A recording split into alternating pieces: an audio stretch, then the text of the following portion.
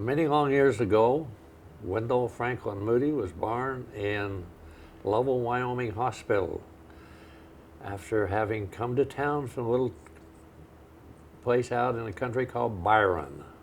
Oh, I didn't know your family. What? Where were you? Where was the family living back then? They were living on the Lake Ranch just out of Byron, about 15 miles from the Lovell Hospital. After being born in the Lovell Hospital, we returned to the Lake Ranch outside of Byron, where we lived, and this was 1933 after Dad had just lost the big ranch and the Rattlesnake Mountains above Cody, Wyoming, up near Yellowstone Park. Beautiful, beautiful place. And I grew up there at the Lake Ranch and attended school in Byron up through the fourth grade. Upon moving, we moved from there to Lovell, where I finished grade school and finished high school in Lovell and graduating in 1951. So during the time we lived at the Lake Ranch, I learned how to hoe weeds and the bean crops, potatoes, corn, and learned how to irrigate. Irrigate. Irrigate, putting water on the acres at a time to water the plants out of the canals that ran really from the Cody Buffalo Bill Dam clear down to Lovell, where we got our water out coming out of the Shoshone River. And learned farming from the ground up.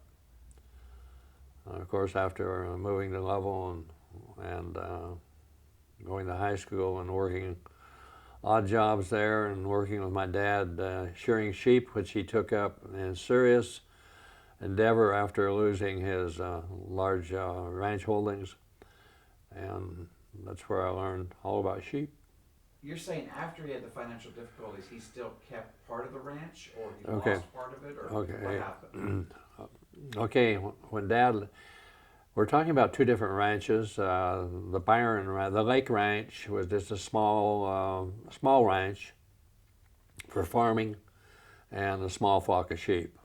That was after the financial problem. After the financial problem, or during it too, we lived there. But we had the large ranch in the Rattlesnake Mountains was lost, so we only had the little ranch farmland left, which he provided. And was that leased or owned? It was owned. But the bigger ranch was before you were born. Yes. Let's say that as a sentence. The large ranch in the Rattlesnakes Mountains was actually before I was born, and about the time that I was born is when they lost it during the Depression in 1933, and retreated back to the small lake ranch to eke out a living. Is that something he bought, or that he already owned? No, he owned that along with the other, but it was separate, so he didn't lose that. Possibly he bought it after he lost the big ranch too. I don't know those details. We do hold the mineral rights. The family holds the mineral rights to the Lake Ranch, and there is a capped oil well if it ever becomes valuable again, or if they have an interest in going back into that oil field in Wyoming, which is a large area there, and opening up wells that have been capped. So that'll be in my inheritance going down, and somebody else will have to manage the deal. So what do you remember about that lake ranch? Tell me about like what Okay. the house was like and what the farmland was like and that kind of thing. It was just a regular dirt farmland of small acreage. I believe it was 160 acres, if I remember right. And we called it the Lake Ranch because there's a lake up above it that was off the canal that came down to water the canal coming down from the Cody Reservoir, Buffalo Bill Reservoir, come down and watered ours also. And off that canal it farmed a lake. So we had a small lake where we trapped muskrat and shot ducks and geese and things like that. So would that have been a natural lake or would it have been a man-made? It was a natural lake in that the canal broke, and it broke upside, and it formed a natural lake. So nobody did anything about it. They just maintained the canal because the water was there, and it just flowed in and flowed out. And it was a very natural habitat for a lot of interesting things. So if someone were going to go back and try to find this ranch, how would they find it? How would they look for it? What county was it in? In Bighorn County. What is the little name of the town there? It's halfway between Powell and Lovell, out on the bench land. They call it the bench land. And the Lovell, actually, it's a name of the cemetery. There's a cemetery up there where all the Moodys and Manguses are buried, which is 2 miles from the ranch. And is that where your mom and dad are buried? yes, the whole family is there. Well, most of the family's there. I think a couple of them are in Lovell Cemetery. Between the two cemeteries contains most of my family. The house, it was a log cabin, did not have electricity until 1945, after the war, when Martha's husband Wayne came home, and being a CB, wired the house, and we had electricity, and ran the poles over from the main line off the main county road, old dirt county road, and provide electricity. So he did that himself. The city, the county didn't do it. Oh no, nobody did it. Nobody did anything for you back then. So you could tap into the electric line and just take the power? No, you paid for it.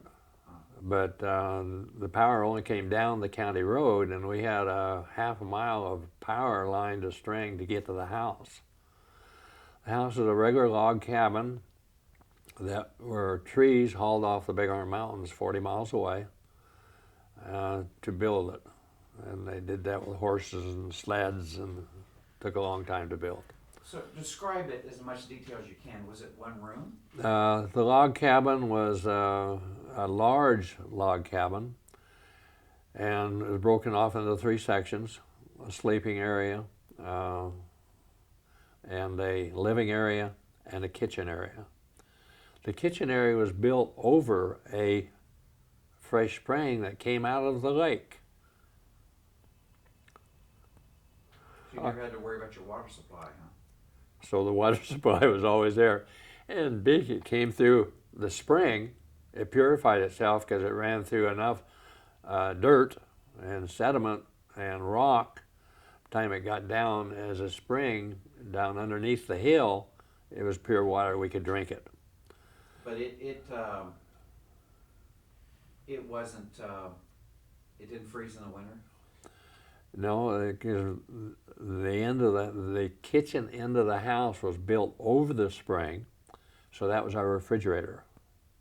Didn't have refrigeration. We had ice, blocks of ice, and we made the ice in the wintertime, or cut them out of the river and put them in sawdust in a cellar so they wouldn't melt.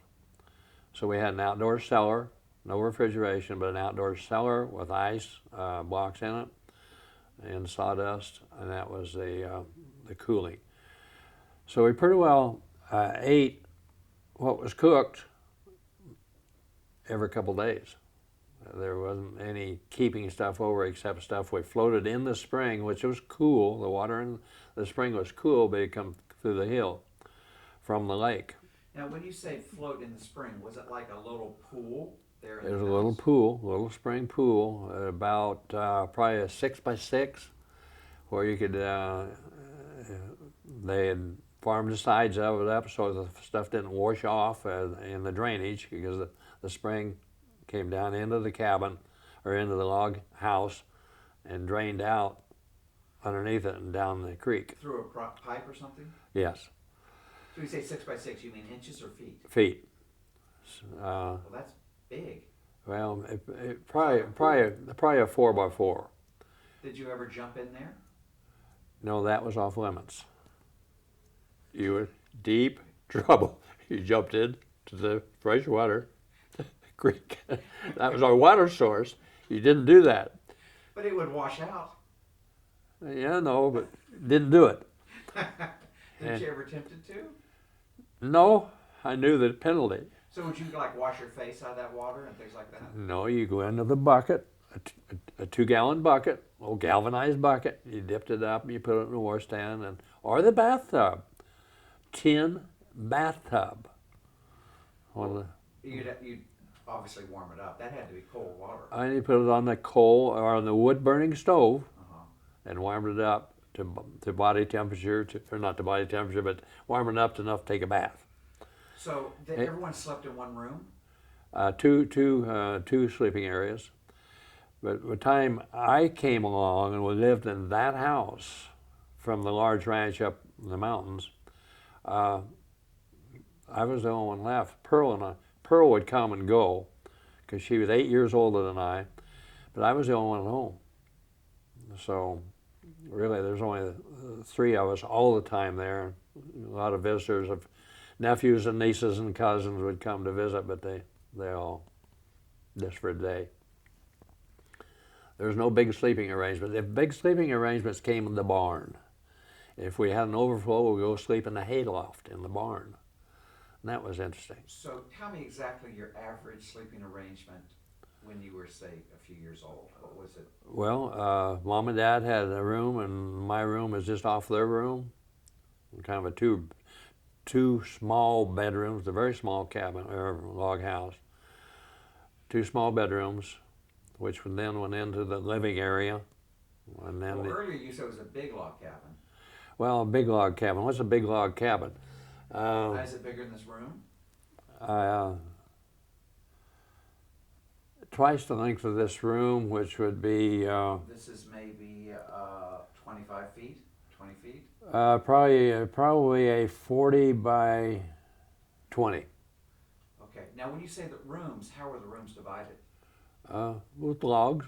So it was all real solid walls. The logs were all solid walls. Oh. The rooms, of course, were hand hewn, handcrafted 2x4s, and then, of course, the regular things they used between the walls there. The door to the bedroom was a curtain. No real privacy in the house. But were all of you kids in that one kids' room? No, I was the only one left when we were at the lake. See, this was 1933. Prior to that, they lived another place and had the ranch at the Rattlesnake. Well, tell me how many years older your oldest siblings were than you. Pearl is 8 years older than I. Then Ed was another couple of years, and then Raymond was a couple more years from there, and then Martha and Wayman and Virginia. The spread of years was over a 20-year period. So Pearl had to live there when you were there? No, Pearl was already married. Pearl She was was only 8 years older than you. Yeah, I don't remember Pearl living there. But I remember that I think she got married when she was about 17, and so that would make me 9 just before we moved to Lovell. My mom was 43 when I was born, and lived the first 10 years of my life. And the oldest is Virginia, oldest sister. She had 5 children. Her husband was a police officer in Lovell and a rancher prior to that. Wayman, You remember her husband's name? Merlin Sawyer. And Wayman, Moody, was a Navy during World War II and a rancher construction, and later bought his own ranch there in Lovell. Married to Bernita Kylander of Powell. Excuse me, and had 3 children. the next brother would be Raymond. No, the next sister would be Martha, who married Wayne Warman. He was a CB during World War II. And they adopted 2 children, and they lost a pair of twin natural children in childbirth. Ray, being the next one, had 3 children, 2 children and adopted 2 children, and married to Eva Fortney. And Ray was a body man and ran a used car lot and an entrepreneur, being involved with the Tucker automobile and always on the cutting edge of looking for entrepreneurships to accomplish. And Ed was the next one, and he had 3 boys and married Esther Logan. And he was a free-spirited body man and lived at various places in Wyoming, California. And then after Ed came Pearl, who had 3 children, and her husband Carm Hampton was a distributor, major distributor in the Montana area. And after their divorce, she married Evan Acey and moved to Utah. When you say distributor, what does that mean? Distributor of mainly Pepsi products and cupcakes and things like that. He was running his own distributorship in various industries there out of Montana, mainly. And of course, they had the 3 children who are all living in Utah and California now. Then after Pearl, me, of course, and I married Marge Hinckley Robinson in 1956, August 18th, and inherited a son called James Ford Robinson Jr.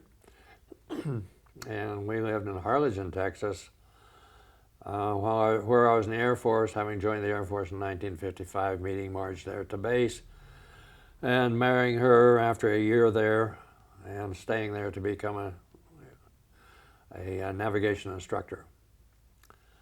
So that's kind of the family history up to me joining the Air Force.